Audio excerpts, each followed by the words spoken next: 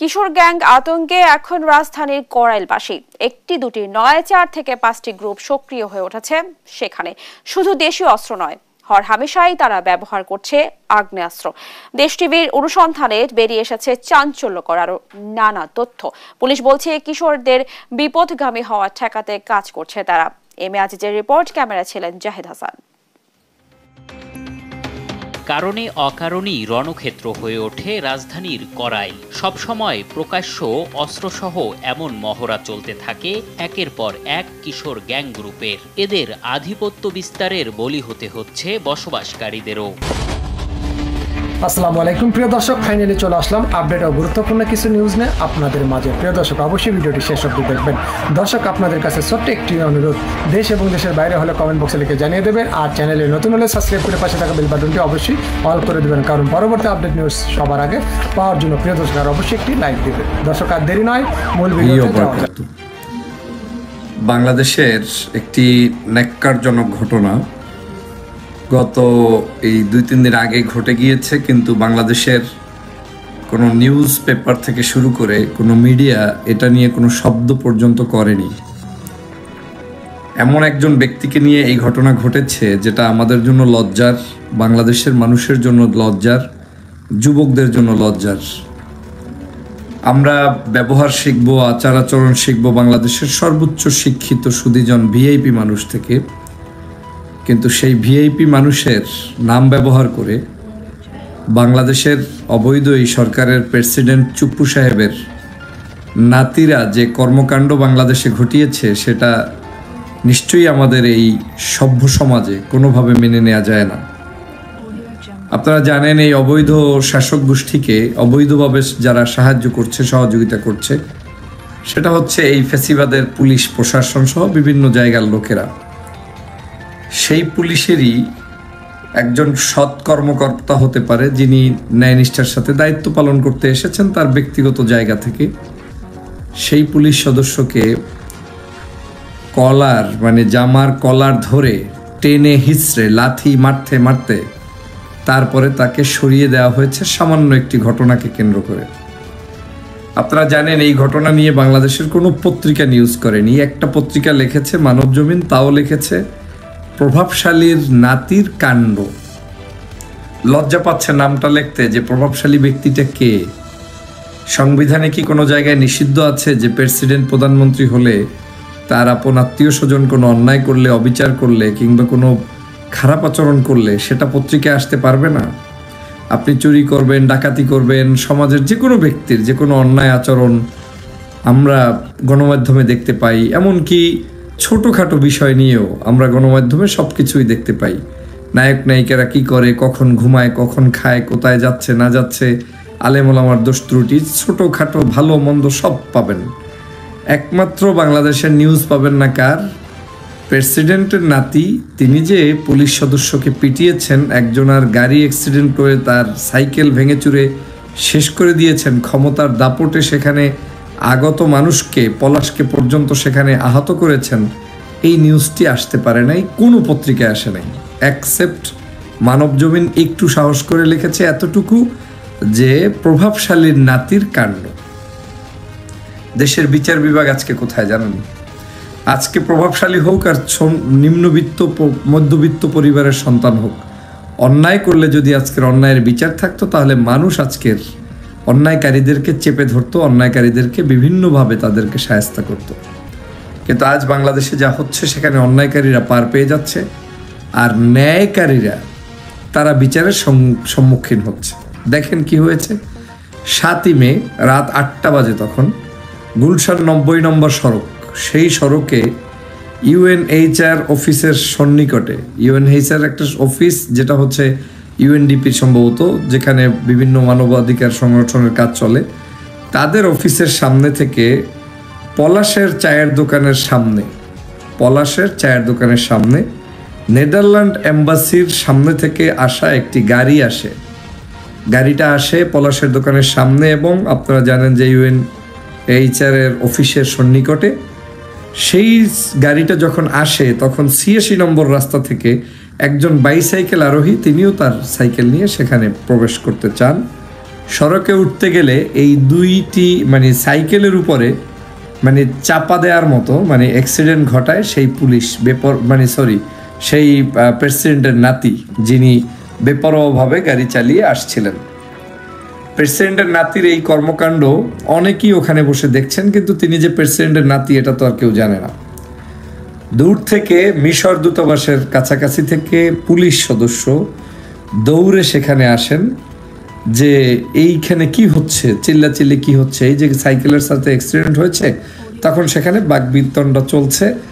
উল্টো প্রেসিডেন্টের নাতি, নাম হচ্ছে তাহসিন ও তাহমিদ, এই দুইজন ব্যক্তি, তারা ওখান থেকে যে ড্রাইভ করছিলেন তিনি প্রেসিডেন্টের নাতি, তিনি সেখান থেকে মানে সাইকেলওয়ালাকে দোষারোপ করছিলেন যে আপনি সাইকেল কিভাবে এখানে আসলেন, এই করলেন সেই করলেন। তো পুলিশ সদস্যের মনে হয়েছে যে সাইকেলওয়ালার তো কোনো দোষ নেই, দোষ তো যা হচ্ছে গাড়ির চালকের।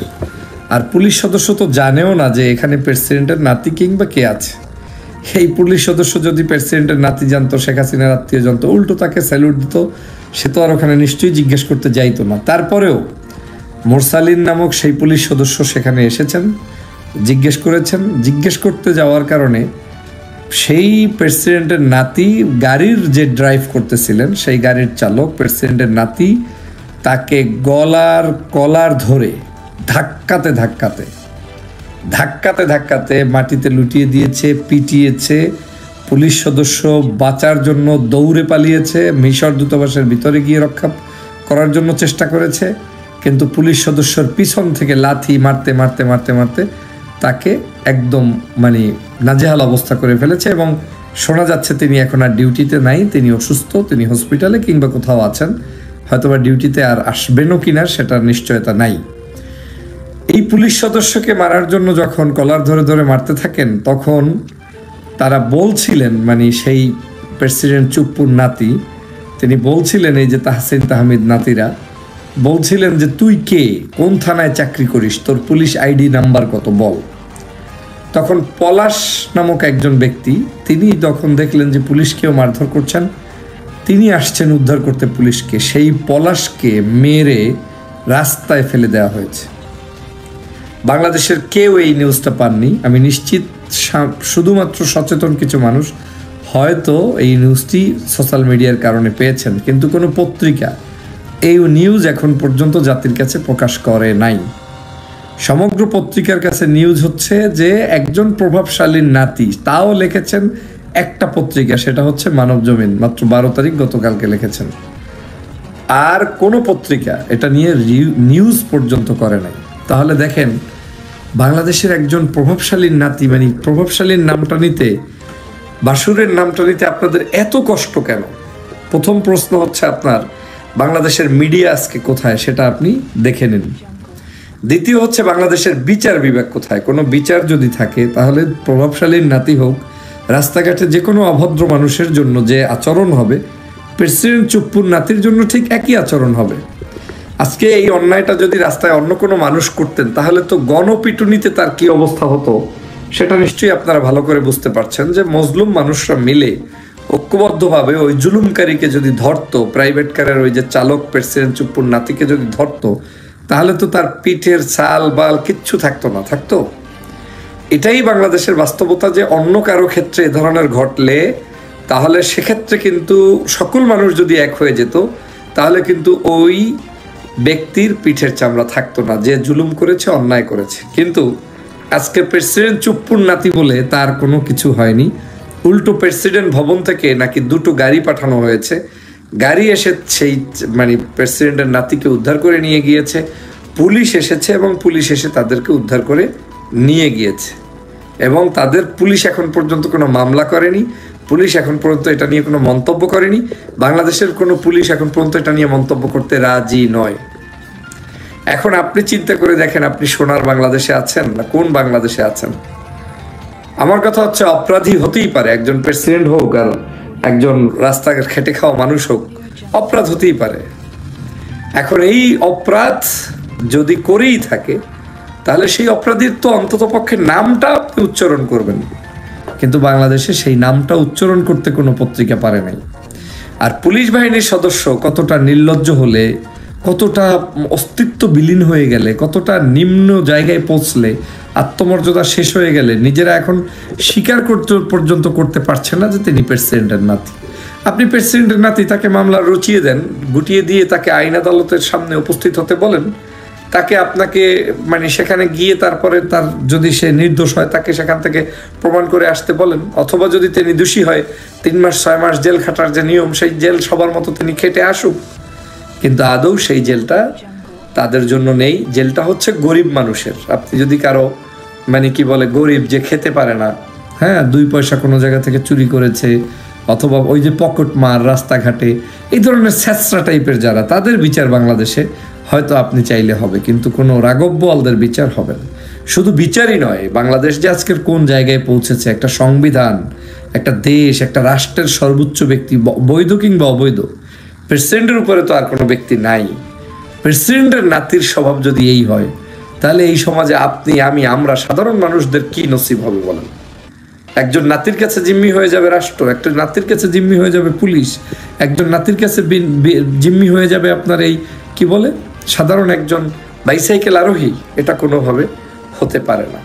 আজ এই নিউজটি বাংলাদেশের কোথাও ছড়ায়নি, ছড়ায় বিভিন্ন ধরনের প্রোপাগান্ডা, বিভিন্ন ধরনের নিউজ, যেগুলা বাংলাদেশের মানুষ অতিষ্ঠ, কিন্তু যেটা আসলেই সত্য একটি নিউজ সেটা এই অবৈধ ফেসিবাদের এই কি বলে মিডিয়া থেকে শুরু করে পুলিশ থেকে শুরু করে কেউ স্বীকার করেনি। আসুন বন্ধুরা আমার, এই দুষ্ট চক্রদের মুখোন্মোচন করি। দেশ ও জাতির কল্যাণে, মানুষের জন্য, দেশের জন্য, জনগণের জন্য সত্য বস্তুনিষ্ঠ যে সংবাদ রয়েছে সেটা আমরা আমাদের প্রত্যেকেই যার যার জায়গা থেকে দায়িত্ব পালন করি এবং প্রচার করি।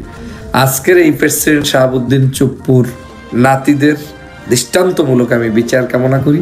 বাংলাদেশের অন্য যে কোনো রোডস অ্যান্ড হাইওয়েতে যে কোনো জায়গায় অ্যাক্সিডেন্ট হলে, ক্ষমতার অপব্যবহার দেখালে, অতিরঞ্জিত মানুষের উপরে জুলুম করলে, নির্যাতন করলে বা তাদের উপরে হত্যা চালালে, মারধর করলে যে বিচার হওয়া উচিত, আমি মনে করি এই প্রেসিডেন্ট চুপ্পুর নাতিদের বিচার তার চেয়ে দ্বিগুণ 3 গুণ হওয়া উচিত। কারণ একদিকে তারা গাড়ি অ্যাক্সিডেন্ট করেছে, 2 দিকে তারা রাস্তা ব্লক করেছে, ক্ষমতার অপব্যবহার দেখিয়েছে, 3য় তারা পুলিশের উপর আক্রমণ করেছে, 4র্থত আপনি বাংলাদেশের সাধারণ যে নাগরিকের সাইকেল নষ্ট করেছে এবং পলাশ নামক একজন সাইকেল মানে পথচারী যিনি সাহায্য করেছিলেন তাকেও মারধর করেছে, মোরসালিন নামক পুলিশকে মারধর করেছে। এটার কোনোভাবে মেনে নেওয়া যায় না। আজ বাংলাদেশের পুলিশের উপরে আপনার কি বলে কোনো কিছুর আক্রমণ ছাড়াই বিরোধী দলের নামে মামলা হয়। নিশ্চয়ই দেখেছেন, শত শত মামলা হয়। কি মামলা? মামলা হচ্ছে যে বিরোধী দল কোনো জায়গায় পরিকল্পনা করেছে পুলিশের উপরে আক্রমণ করবে, অথচ আক্রমণ করে নাই। তাতে যদি মামলা হতে পারে কোনো আক্রমণ না করা সত্ত্বে বিরোধী দলের উপরে অন্যায়ভাবে, তাহলে আপনাদের উপরে এই ধরনের ন্যাক্কারজনকভাবে আপনার লাথি মারলো, কলার চেপে ধরলো, লজ্জা হয় না প্রিয় পুলিশ ভাইয়েরা? যদি জাতের প্রতি সম্মান থাকে, যদি নিজের মানে গোষ্ঠীর প্রতি সম্মান থাকে, তাহলে আপনাদের উচিত আপনারা প্রকাশ্যে এটার স্টেটমেন্ট দেওয়া। আপনারা দেখেছেন যে র্যাব একটা মিডিয়া উইং আছে, পুলিশের উইং আছে, ডিবির উইং আছে। যে কোনো কারণ ঘটলে বাংলাদেশে তারা কিন্তু এটার একটা বিবৃতি নিয়ে আসে। প্রেসিডেন্টের নাতি চুপ্পু ঘটনা ঘটিয়েছে, চুপ্পুর নাতিরা এই ঘটনা ঘটিয়েছে, সেটা আপনি কোনো জায়গায় বিবৃতিতে পাবেন না। তার মানে হচ্ছে যে বাংলাদেশে এই বিবৃতি, বাংলাদেশে এই ধরনের মানে মন্তব্য, বক্তব্য, এটা শুধুমাত্র সাধারণ নাগরিকদের অন্যায়ের জন্য, কোনো ভিআইপিদের অন্যায় সামনে আসতে পারবে না। এই জন্য বাংলাদেশ স্বাধীন হয়নি, এজন্য আমরা বাংলাদেশকে স্বাধীন করিনি। প্রিয় বন্ধুরা আমার, আসুন এই ফ্যাসিবাদের কবল থেকে বাংলাদেশকে রক্ষা করি। সবাইকে ধন্যবাদ। আসসালামু আলাইকুম ওয়া রাহমাতুল্লাহি ওয়া বারাকাতুহু।